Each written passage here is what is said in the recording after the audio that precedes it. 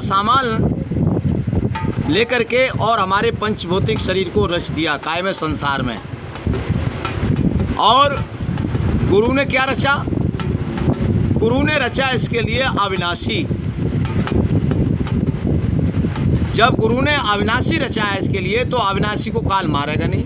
काल मारता है नाशवान के लिए। भाई गुरु ने अविनाशी को रचा कि तू शरीर नहीं है, तू अविनाशी आत्मा है, मेरा ही स्वरूप है। और फिर भी इसको विश्वास नहीं होता। तो कबीर साहब ने एक दोहा कहा है कि भैया अगर भक्ति करनी है तो फिर क्या करना पड़ेगा आपके लिए?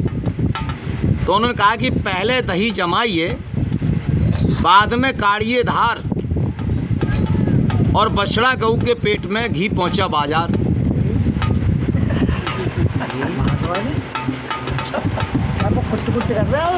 तो दही जो है जमाने का मतलब क्या है? यानी पहले विश्वास कर, विश्वास कम फलदायकम। अब तेरे लिए पता है, ये सोचता है कि परमात्मा है या ना है। हम भजन कर रहे हैं तो उसको स्वीकार करेगा या ना करेगा? हमें देख रहा है नहीं देख रहा है, तो ऐसे उसका विश्वास नहीं है कि हमें मुक्ति मिलेगी नहीं मिलेगी। ये जो हम सत्संग सुन रहे हैं इसका हमें आनंद मिलेगा, फल मिलेगा नहीं मिलेगा। तो इसलिए वो कह रहे हैं कि पहले विश्वास कर, पहले दही जमाइए, फिर भजन कर, बाद में काढ़िए धार। अगर विश्वास के साथ आप भजन करोगे तो आप खाली नहीं जाओगे। परमात्मा जो है जर्रे जर्रे में है, कण कण में है। और बछड़ा गऊ के पेट में घी पहुंचा बाजार।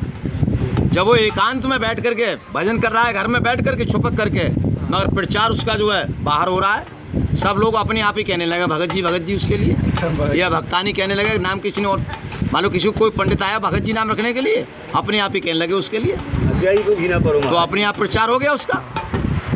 तो जब हम जो है मानो कार्य करते हैं तो हमारा प्रचार जो है स्वतः ही हो जाता है। इसलिए प्रेमियों, जब हम परमात्मा का काम करते हैं तो परमात्मा हमारा काम करता है। अब एक बहन जो है, जब उससे याद आई अपने धर्म की और भजन की, उसने देखा कि तेरी श्वास से तो सब वैसे ही बैठ चली गई। बैठने पे 12 चली जाती हैं, सोने पे 18 चली जाती हैं। मान लो कि बैठे 12 चले 18, चलते समय 18 जाती हैं हमारी श्वास, और सोवे तो 36 चली जाती हैं। और काम प्रवृत्ति में बताया गया कि कम से कम इसकी 52 श्वासें जो ख़त्म हो जाती हैं। तो उसने जब देखा कि भाई तेरे लिए तो श्वास की माला बना करके इसको फेरना चाहिए था, मगर तेरी माला तो ये सब व्यर्थ ही चली गई, सारा जीवन बेकार चला गया। तो पछता रही, और पछताने पर वो क्या कह रही थी बताया एक भजन में, अरे उमरिया बिताए दई माला न फेरी, उमरिया बिताए दई माला न फेरी।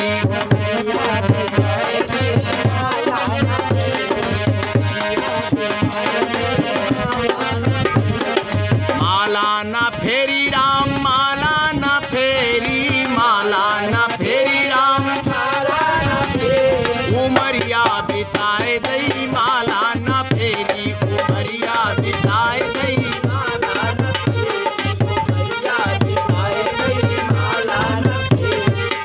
सवेरे को माला फेरने के लिए बैठी, मुंह हाथ धो करके, अरे सुबह को माला फेरन जो बैठी, सुबह को माला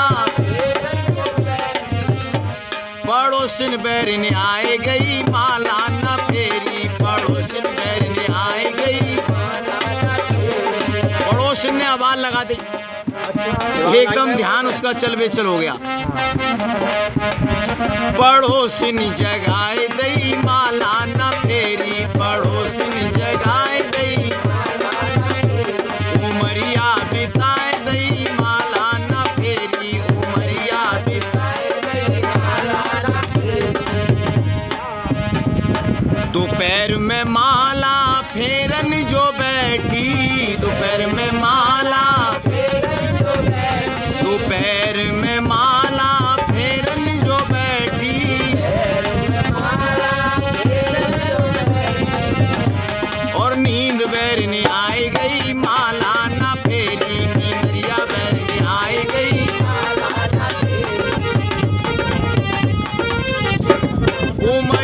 बिताए दई माला न फेरी, उमरिया बिताए दई माला न फेरी। अब माला तो इससे फिरी नहीं, माला ने इसे ही फेर दिया,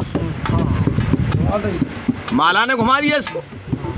और शाम को जब माला फेरने बैठी, शाम को माला फेरन जो बैठी, शाम को माला फेरन जो बैठी, शाम को माला फेरन जो बैठी, पति ने उठाए दई माला न फेरी, पति ने उठाए दई उमरिया बिताए दई माला न फेरी, उमरिया बिताए दई माला न फेरी। कहे महानंद चलो सत्संग में, कहो